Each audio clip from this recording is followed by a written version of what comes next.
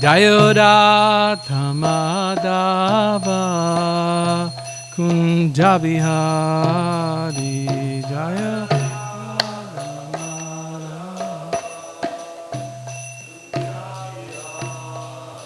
Jaya Radha Madhava Kunja Bihari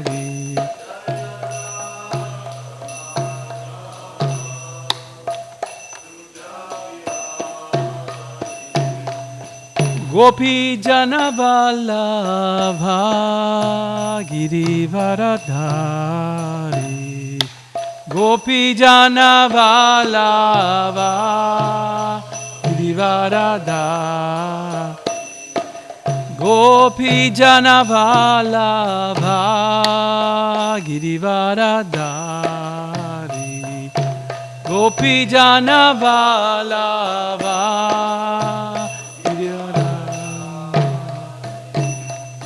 Jasodanandana Bhajanjana Ranjana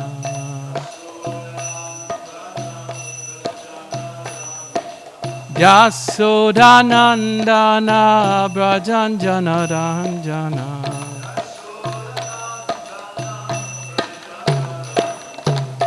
Yamuna Tira Banachari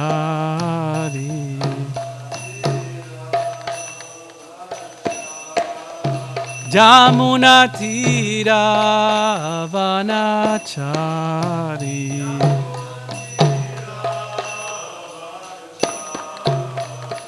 Jaya Radha Madhava Kunja Bihari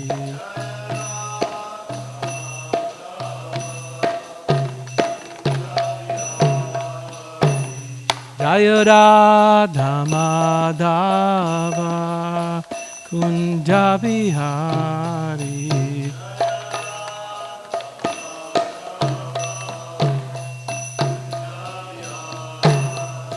Jaya Sri Krishna Chaitanya Prabhu Nityananda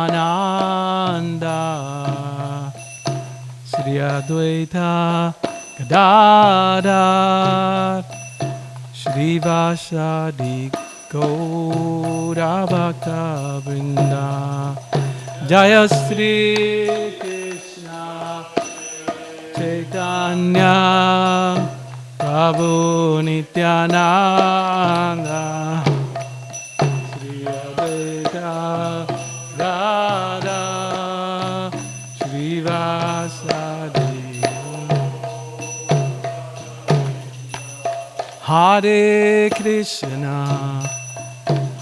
Krishna, Krishna Krishna, Hare Hare, Hare Rama,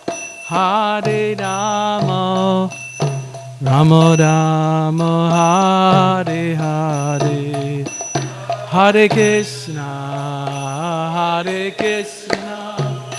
Krishna Krishna, Hare Hare, Hare Rama, Rama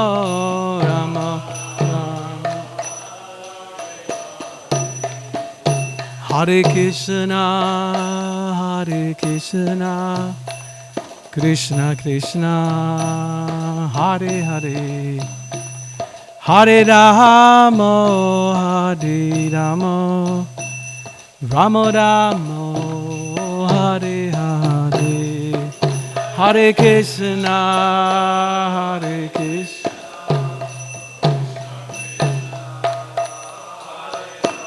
Go Premanandi.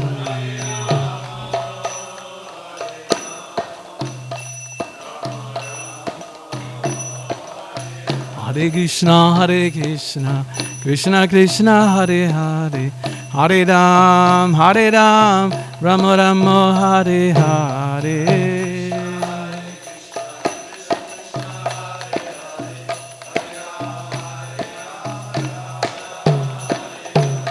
Hare Krishna, Krishna Krishna, Hare Hare, Hare Ram, Rama Rama, Hare Hare.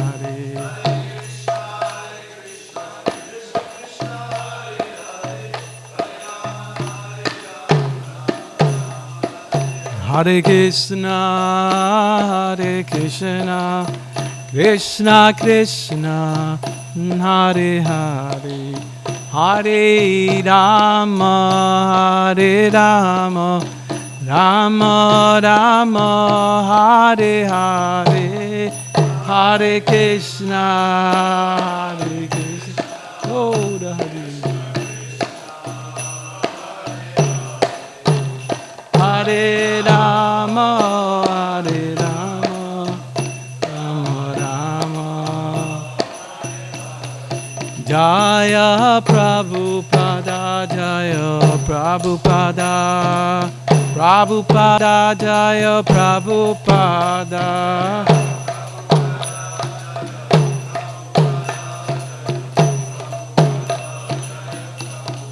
Nitai Gauda Haribo, Haribo, Haribo, Nitai Gauda Haribo, Nitai Gauda Haribo, Haribo, Haribo.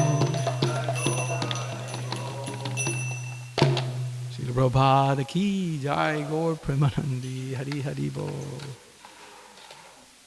I think so. Maybe I wasn't too loud. Om Namo Bhagavate Vasudevaya. Om Namo Bhagavate Vasudevaya. Om Namo Bhagavate Vasudevaya. We are reading from Srimad Bhagavatam, 3rd canto, status quo. Chapter 21, conversation between Manu and Kardama. Text 34. Nirikshatastasya jajo ashesha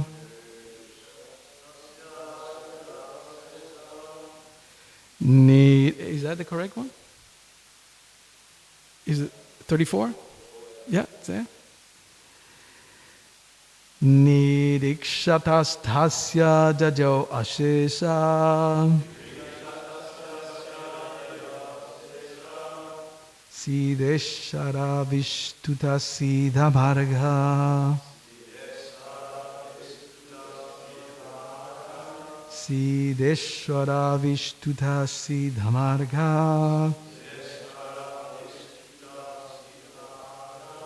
Akarnayam patra ratendra pakshair Akarnayam patra ratendra pakshair Ucharitam stomam udhirna samam Ucharitam stomam udhirna samam Nirikshatastasya jajo asesa Sideshwara vishtuta siddha marga Akarnayam patra ratindra pakshair Ucharitam stomam udirnasama.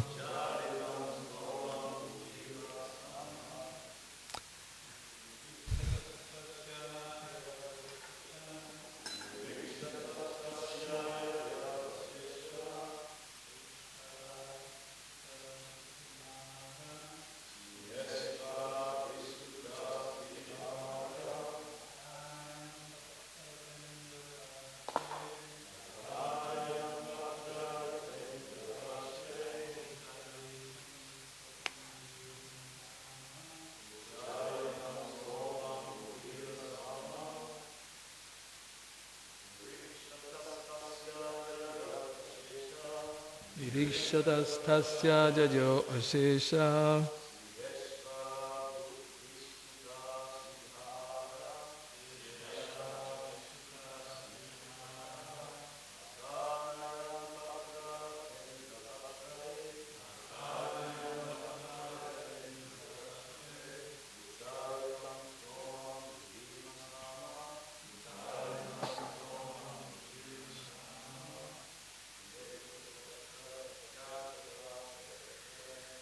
Irikshatastasya jajo asesha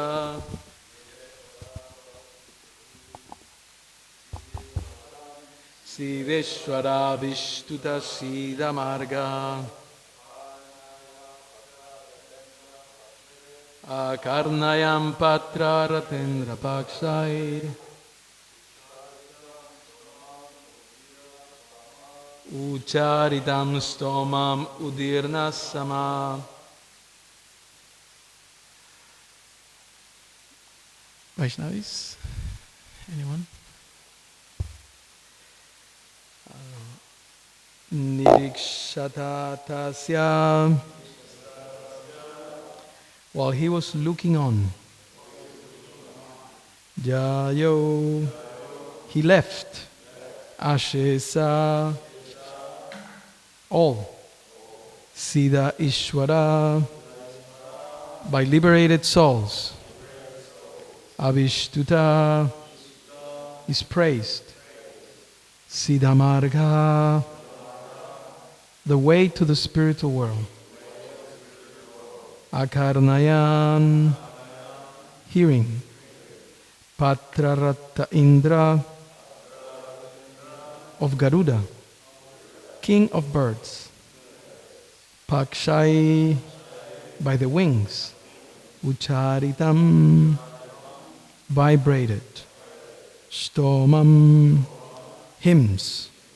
Udirnasama, forming the Samaveda. Translation, please repeat. While the sage stood looking on, the Lord left by the pathway leading to Vaikuntha, a path extolled by all great liberated souls. The sage stood listening as the hymns forming the basis of the Samaveda were vibrated by the flapping wings of the Lord's carrier, Garuda. While the sage stood looking on, the Lord left by the pathway leading to Vaikuntha, a path extolled by all great liberated souls. The sage stood listening as the hymns forming the basis of the Samaveda were vibrated by the flapping wings of the Lord's carrier, Garuda. Purport by His Divine Grace, A.C. Bhaktivedanta Swami Srila Prabhupada Ki Jai. In the Vedic literature, it is stated that the two wings of the transcendental bird Garuda, who carries the Lord everywhere, are two divisions of the Samaveda, known as Brihat and Ratantara. Garuda works as the carrier of the Lord. Therefore, he is considered the transcendental prince of all carriers. With his two wings, Garuda began to vibrate the Samaveda. which is chanted by great sages to pacify the Lord. The Lord is worshipped by Brahma, by Lord Shiva, by Garuda, and other demigods with selected poems, and great sages worship him with the hymns of the Vedic literatures, such as the Upanishads and Samaveda.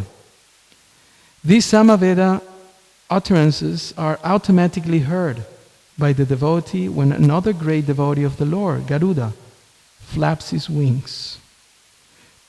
It is clearly stated here that the sage Kardama began to look to the path by which the Lord was being carried to Vaikuntha.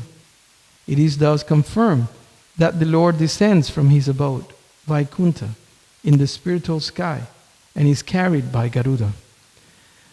The path which leads to Vaikuntha is not worshipped by the ordinary class of transcendentalists. Only those who are liberated from material bondage can become devotees of the Lord. Those who are not liberated from material bondage cannot understand transcendental devotional service. In Bhagavad Gita, it is clearly stated, Jatatam api siddhanam. There are many persons who are trying to attain perfection by striving for liberation from material bondage. And those who are actually liberated are called Brahmabhuta or Siddha. Only the Siddhas or persons liberated from material bondage can become devotees. This is also confirmed in Bhagavad Gita.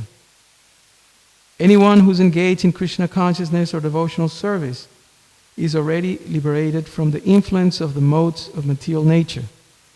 Here, it is also confirmed that the path of devotional service is worshipped by liberated persons, not the conditioned souls. The conditioned soul cannot understand the devotional service of the Lord. Kardama Muni was a liberated soul who saw the Supreme Lord in person, face to face. There was no doubt that he was liberated, and thus he could see Garuda carrying the Lord on the way to Vaikuntha and hear the flapping of his wings, vibrating the sound of Hare Krishna, the essence of the Samaveda. Om Ajnana Timirandasya Jananjana Salakaya Chakshurun Militam Jena Tasmai Sri Gurave Namaha.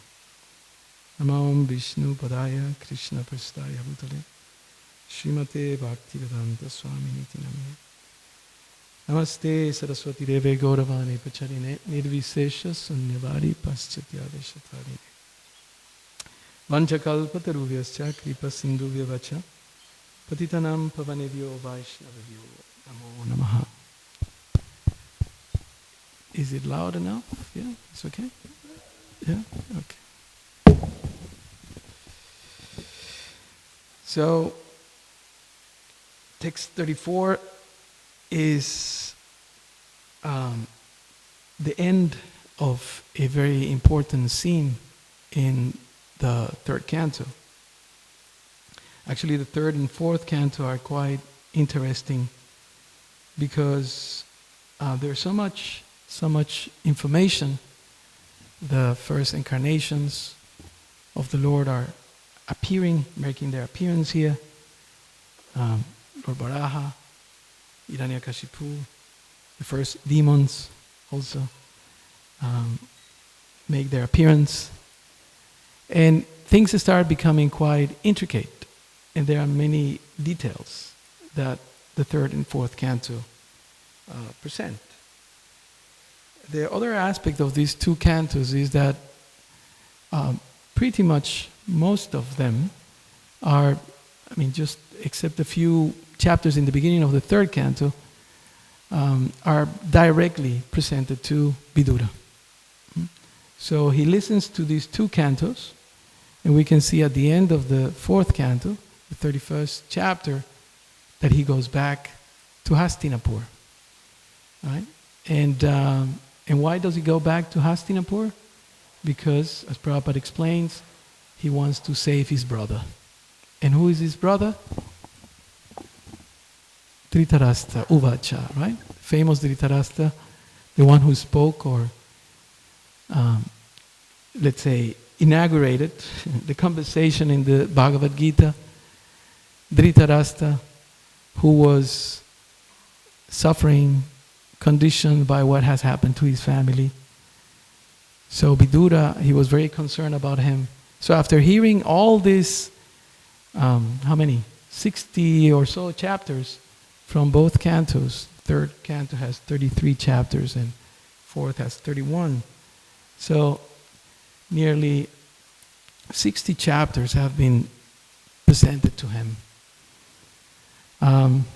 So he goes back, and then with that power, with that energy, he tries to encourage Dhritarashtra to give up.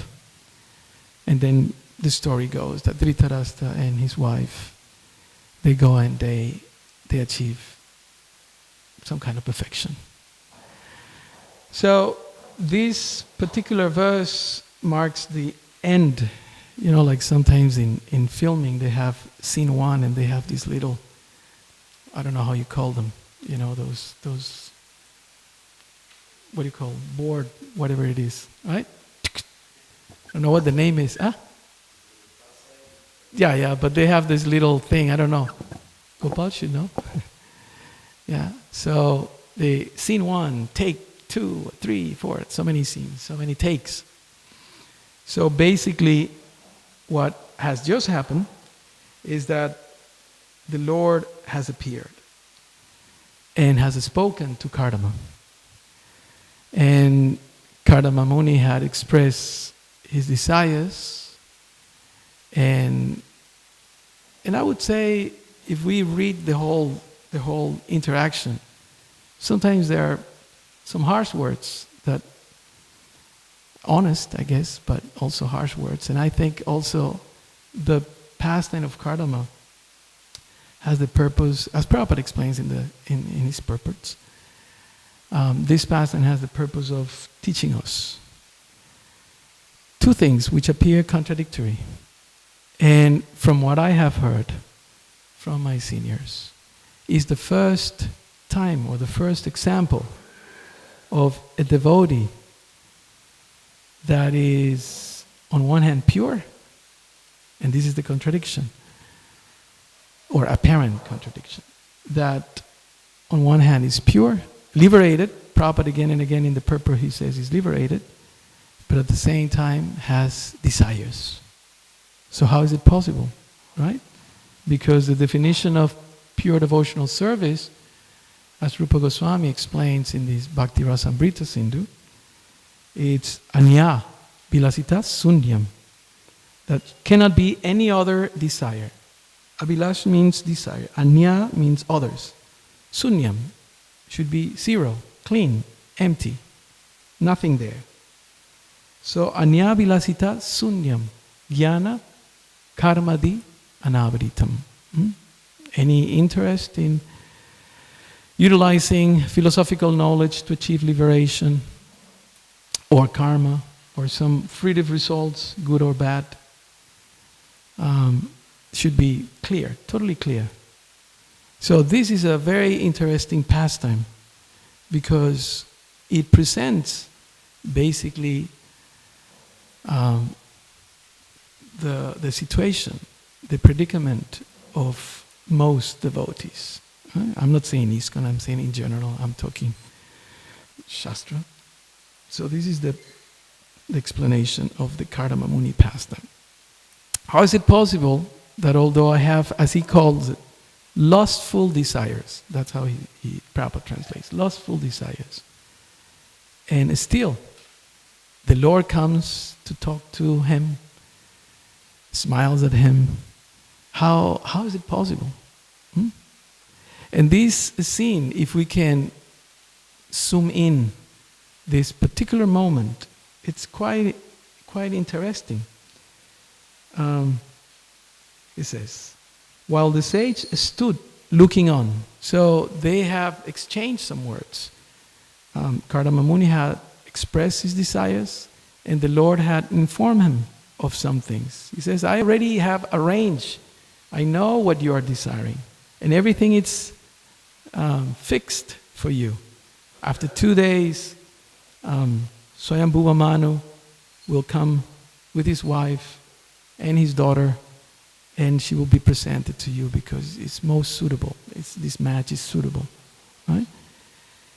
And Buddhayam Prabhu in his commentaries on the Bhagavatam, taking from different acharyas and taking from Prabhupada, he says that this is the first part of the Bhagavatam in which the topic of material desires and grihastha life, material attachments, are presented in the context of devotional service. Because often we hear verses that, material attachments and married life, it's what are the words? I remembered in our brahmachari days, those were the first things that we have to learn. Andakupam and the dark well of family life, and I now have forgotten. Jasyaham, that, there are so many illusions. Sutaptavitad, Grihamedi, and all those verses. I remember they used to put us in a room, all the brahmacharis, and then the senior devotees will machine gun these verses and ask us to remember it. And we were like fired up, and for some time. So that's the light in which family life is presented. Material attachment, material desires. But this is a very interesting section of the Bhagavatam, because it explains how is it that although having material desires, you can achieve perfection, you can achieve pure devotional service. Of course, there are a few details that we need to consider from this pastime. First of all, Karma Muni is the son of Lord Brahma. The BBT has put out a book called it's not the BBT actually. Who is it? Touchstone. Devotees, what's his name? Ishvara Prabhu and company. I put together a book with the different personalities.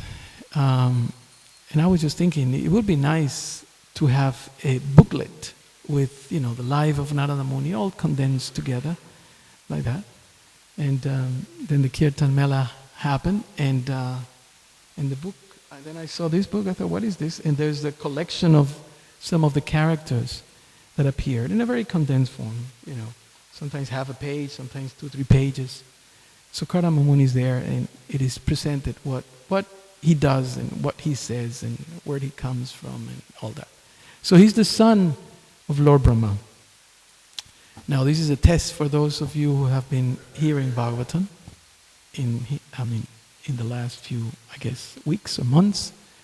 Which part of Lord Brahma Karma Muni is born from, except KK Prabhu? Because I know he knows.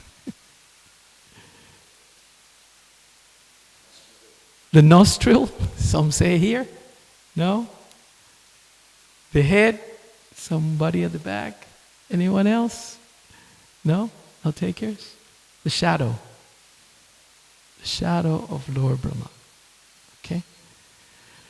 So he's the son of Brahma, and he receives an instruction. And what is his instruction? He's one of the Prajapatis, and for those who are a little bit familiar with Sanskrit or Prabhupada's usage, it's one of the common words that Prabhupada uses, Prajapati. Again and again in the Bhagavatam, the Prajapatis are described. And Prajapati means progenitors. Yeah, Praja. Progenitors, right? Progeny. So he has the duty of procreate. What's that verse in the Bible? I forgot now. Be fruitful and multiply. Right? Somewhere. Yeah. So have sons. What is that Prime Minister here?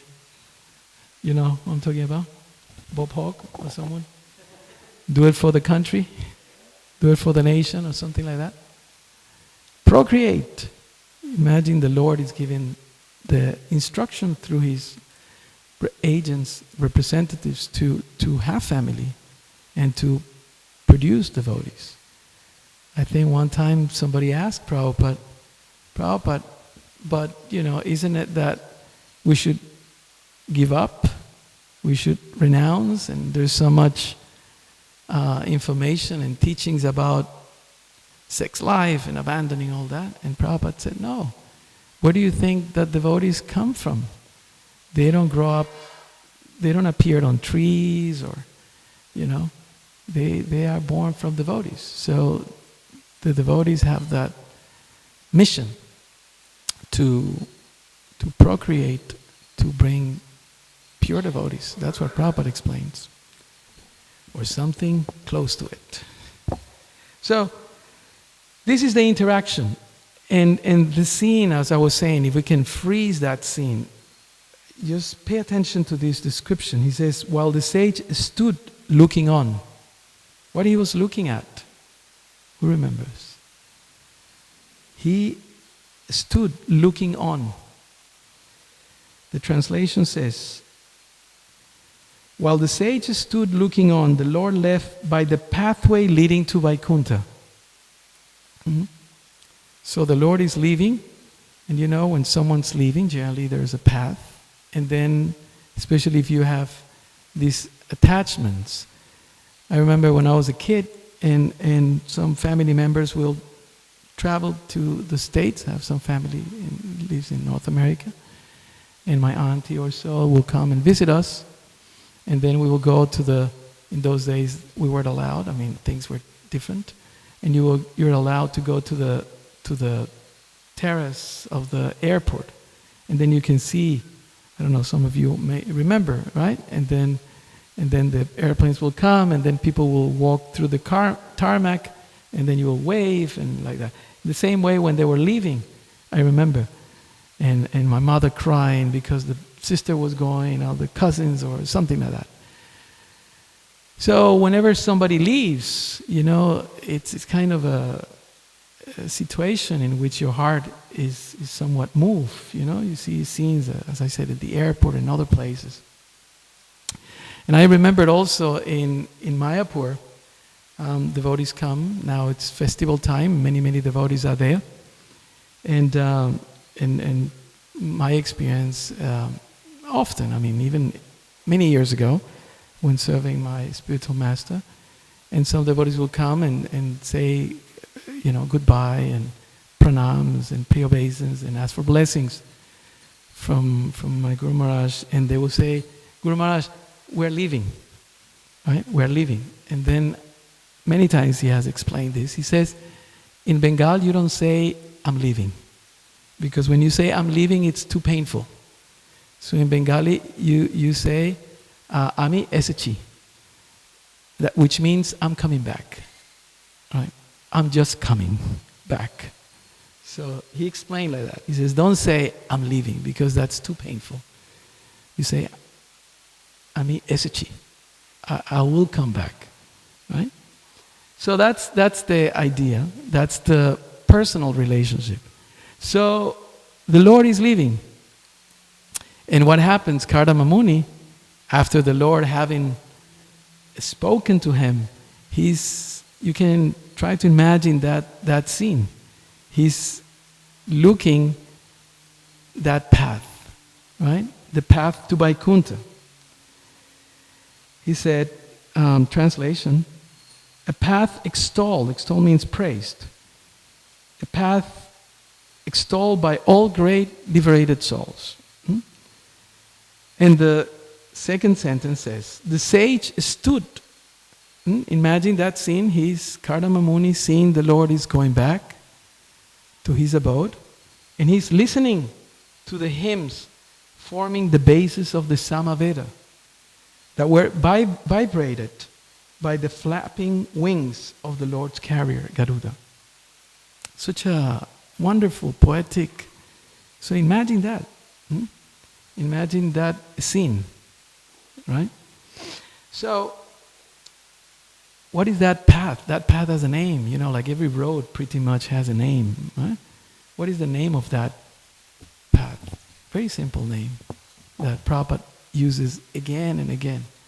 And I don't want to give too much in, but what's the name of the road?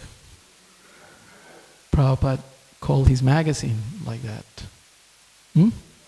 Back to Godhead. It says, like this is street or avenue or highway or freeway or whatever. So that's the path back to Godhead. So Kardama Muni is contemplating that, the Lord is going back.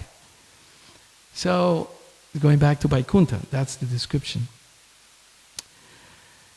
In 1975, the famous San Francisco Ratha Yatra, and I'm sure most of you have seen that video, where Prabhupada it's dancing, and there's that famous photo, right, when he's with his arms raised and his leaders are surrounding him. It's one of the chariots. And I was researching about the Vaikuntha path. I remember in the edited version of that video how they have inserted part of Prabhupada's end of the speech that he gave that day. Right? And he explains that if everyone takes up this Krishna consciousness process, this world will become, what did he say? Who remembers? Vaikuntha. Huh? So I was researching some things that Prabhupada says in those days, said at that time, and then I found that beautiful pastime where Prabhupada literally says this is how he ends his speech. He says, "People follow and imitate Americans. I am traveling all over the world. Everywhere I see they are trying to manufacture this skyscraper building, imitating your country. Reportedly, there were 30,000 people that attended that day. So if you kindly become Krishna conscious and chant and dance in ecstasy, devotional love of God, the whole world will follow you and it will be Vaikuntha. There will be no more trouble. Thank you very much." That's that bit of the video. So Prabhupada, I was researching some of that moment, because you can see in the video, right, that it was a very special moment. And some of the devotees I came across, ISKCON Desire Tree or somewhere, some of the devotees were very impressed of what happened at that point, right? And Ridananda Maharaj and other devotees recall that instant when things were happening. And it seems to me that Prabhupada was actually showing that path back to Godhead, back to Vaikuntha. I'm just going to read you some things which is, I think it's amazing. One Mata called Padyavali Dasi, she says, Prabhupada went on stage. Vishnuyan was on the corner of the stage. Bahudak, who was one of the leaders in Canada, was in front of Prabhupada. Behind Bahudak from the crowd, there is a hand sticking up. That's my hand. She's telling about the videos and the photos and all that. I was standing there with Vishnuyan's mother and Vishnuyan's sister. And I had been explaining to his mother what the harmonium is and the mirdanga and how popular and well-loved Vishnuyan was in the movement and how much we appreciated his singing, that he actually was the best. She was this is what he called behind the scene, right? She was very proud of her son. Prabhupada, after he finished his short lecture, he started to throw the roses from the stage, right? You see? He's throwing here and there. And I was hoping that Vishnuyan's mother would catch something. And Prabhupada threw the whole bunch of roses. You see at the end? But it doesn't show where it lands.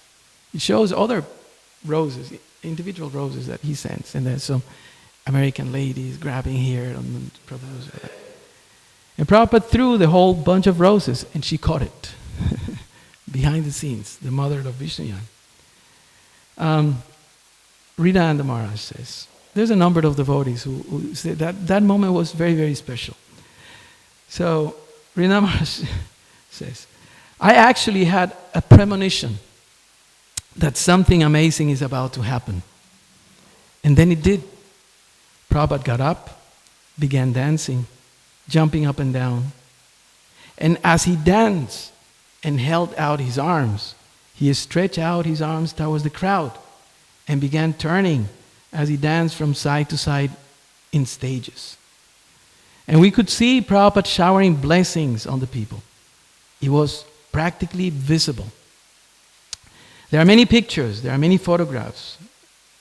There are these extraordinary ecstatic expressions on the faces of the devotees. And I would add, of the public in general. You can see people were mesmerized, long hair hippies, well-dressed gentlemen and ladies. Everyone was just like taken, right, by that moment in which Prabhupada was showing this incredible mercy. And he continues, he says, it truly was a mystical, spiritual experience. I personally am always more inclined towards philosophy. Those who know Ridananda Maharaj a little, very philosophical, not much into emotions and things like that. And a spiritual logic, more than just esoteric, mystical things. So he's admitting, I'm not into these sort of moments or leelas or pastimes like that. But this was miraculous, he says. It was truly miraculous. You could see Prabhupada showering blessings on the people. So like that, there are others. The famous Pragosh. He was one of the... I had the fortune to meet him in Chicago in 2018 when we were able to visit the different temples in the States. And somebody, after they asked me to give the Sunday Feast class, they told me that, I said, who's that person at the back? He was intently listening, And then he says, oh, that's Pragosh. That's the famous book distributor. So I went and I presented myself, paid my obeisances. He was the first one who sold the big books, Maha big books, when the Krishna book, right, was produced. He started selling them in the petrol stations. There's some pastimes around that. So anyway, he says, we were out in the crowd serving prasadam. Thousands and thousands of people, Americans. The revolution, the Hare Krishna explosion had happened. And there was a kirtan on the stage.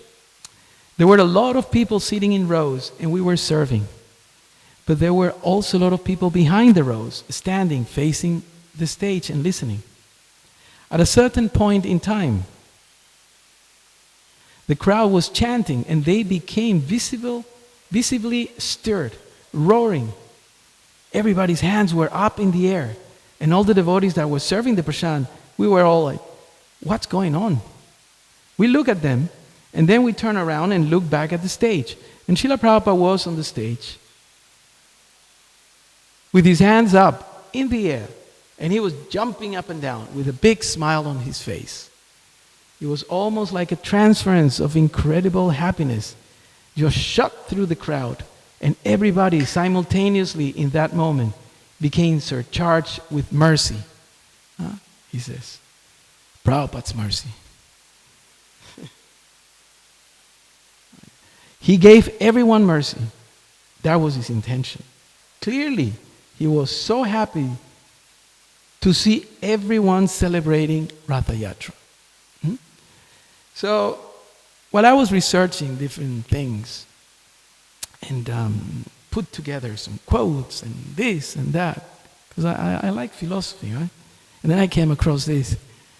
And there is a verse. What is that? Mahabharat. Mahajana jena gatasa pantaha. It's Mahabharat.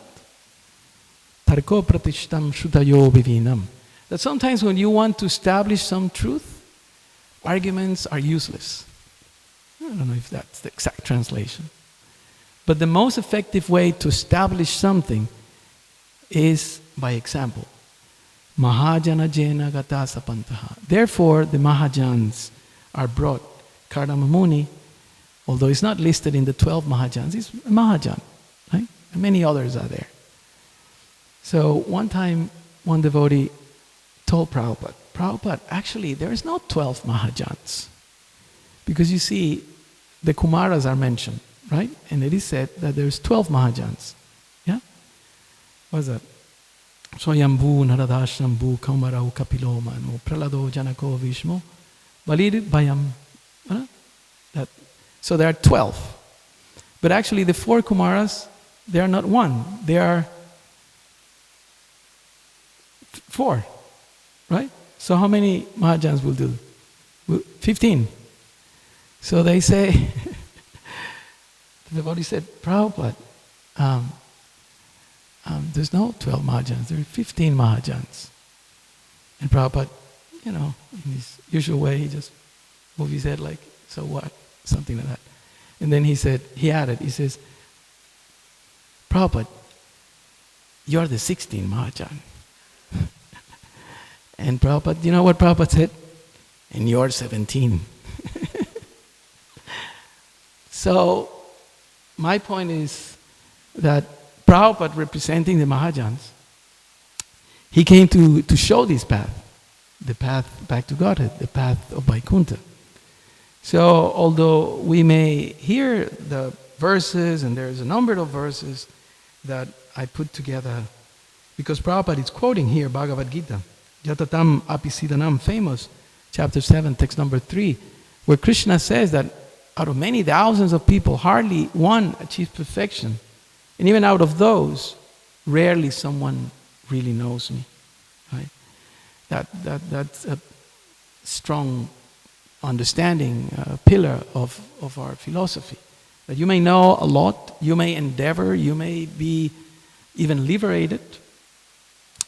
But interesting, in the purport, Prabhupada says that ordinary transcendentalists do not praise devotional service. He's talking about people who follows the Vedas, even who achieve some level of perfection, but that not necessarily mean that they become devotees or they appreciate devotional service. So, the point here is that the Lord comes and He engages with His devotees in a personal way. The Lord is a person, and therefore, that's the path that we need to follow. But the only people who knows that path, the Vaikuntha path, the back to Godhead path, back home, back to Godhead, are the devotees. So sometimes, and Prabhupada explains in the Bhagavad Gita also, that sometimes we may have that tendency that we say, I'm going to follow Krishna. I just listen from Krishna. But the most, or the safest way by which we can achieve Krishna is by following in the footsteps of the devotees. That's the idea.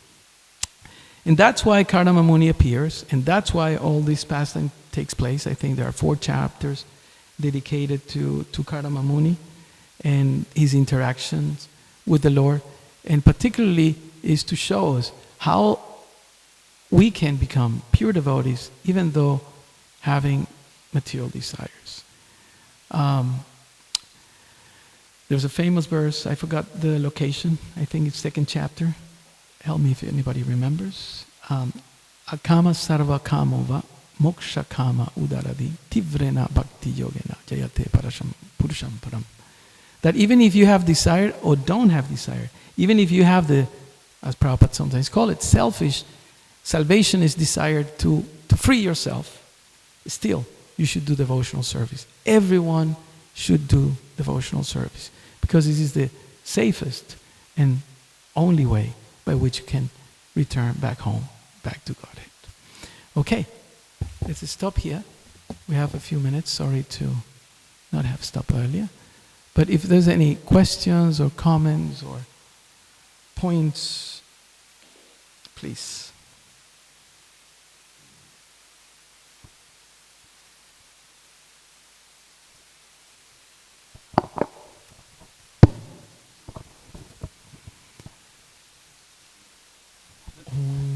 Thank you very much, Prabhu. You started the start of your talk about talking about devotees' material desires still attaining Krishna. But were you going to say more about that, or?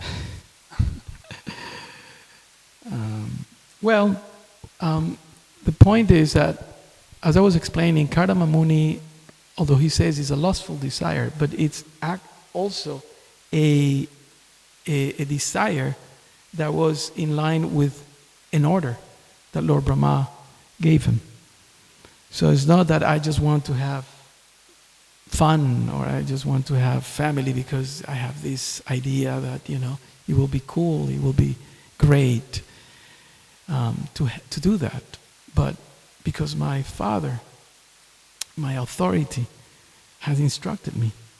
So we have to see that when we have material desires, they are aligned with the Lord's desire. And Srila Prabhupada likes very much this set of verses from Ambarish Maharaj. He quotes them twice in the Bhagavad Gita and several other times in different parts of his teachings as a set. There are some sets of verses that Prabhupada liked, like the Srimbanta Sokata Krishna and others, like that. There are a set of verses that he likes very much. And it seems that Bhaktisiddhanta Saraswati liked those verses. So emphasize some points. And the point that is emphasized in the verses about Ambarish Maharaj ends with the second line saying, Kamasya, that everything should be used for the pleasure of the Lord. My ears, my power of speech, my power of vision, everything.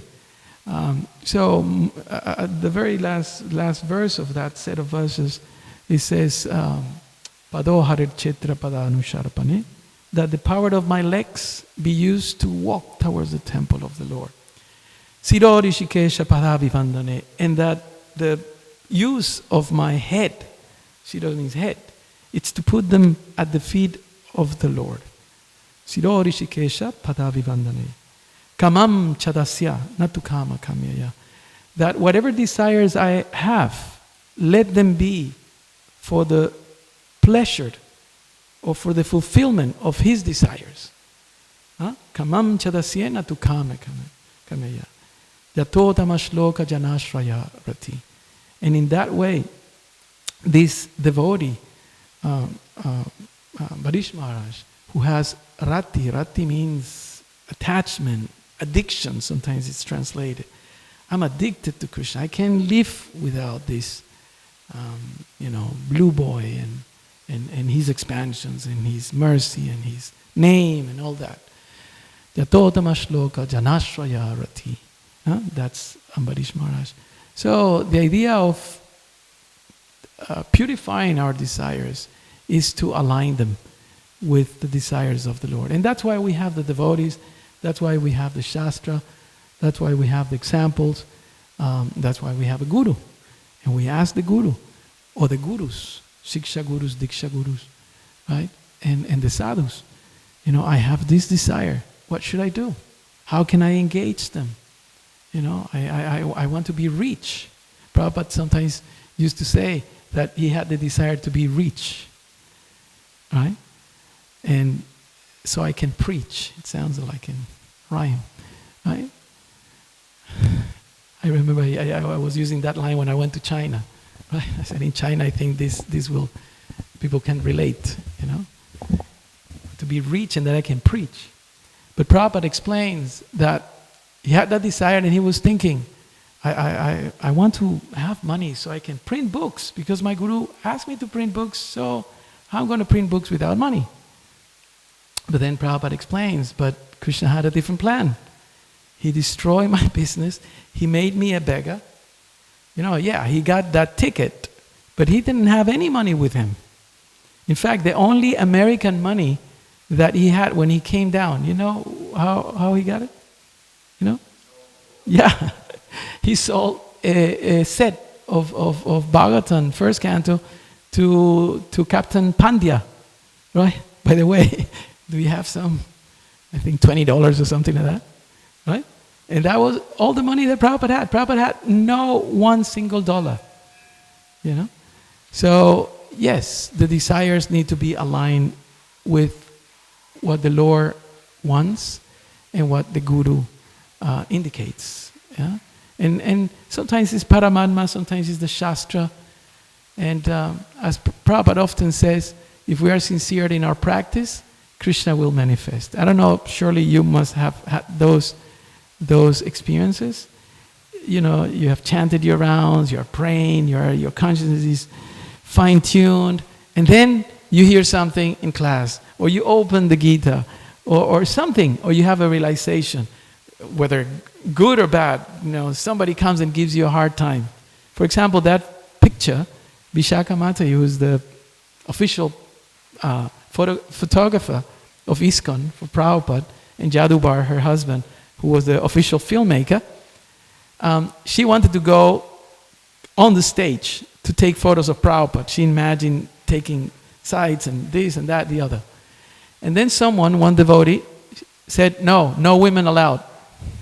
Right? So she felt, So she went, resentful, and stood in front of the stage. And there was an empty chair, right? In the midst of a crowd of people. And everyone was, why? Because people were standing up. And so she climbed on that chair and took that iconic photo of Prabhupada with his hands up like that. So she realized, and she tells in one of these recollections, that Krishna at that moment was really acting upon everyone through Prabhupada's agency. And she said, I couldn't have thought of a better place to take that photo, that now it's part of our history. So the point is that if we align our desires with the desires of the Lord, desires of Guru and the devotees, Krishna will manifest the path. Yes, back home, back to Godhead. Please.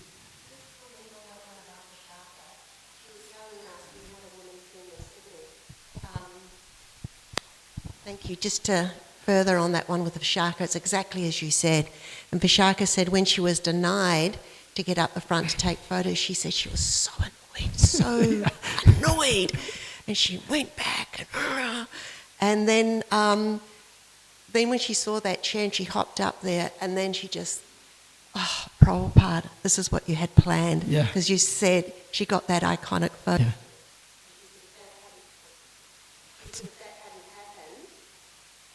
Yeah, we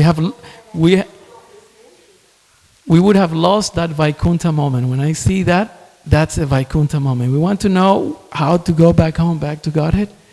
Look at that photo. That's Prabhupada saying, this is the way, come this way. In Mayapur Kirtan Mela in 2015, I think it was the first one, or 14, my Guru Maharaj, Srila Jayapataka Maharaj, he said, why do you think that Lord Chaitanya is like this? Because he's grabbing everyone. He's grabbing everyone. And he's telling Nityananda, grab that one. So Nityananda is like this. Right? And the other one, Gadadhar, grab that one. So Gadadhar is like this. No one is escaping the mercy of Panchatattva, he says. Now you all are caught. This is the Vaikuntha path. Srila Prabhupada ki, Srimad Bhagavatam ki, Jai Gaur Premanand.